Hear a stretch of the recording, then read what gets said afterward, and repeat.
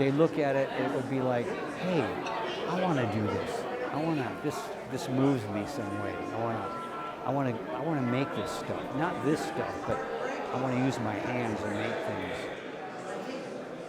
Think about what I want to make, and while I may not plan the whole piece, I will start making parts to the piece.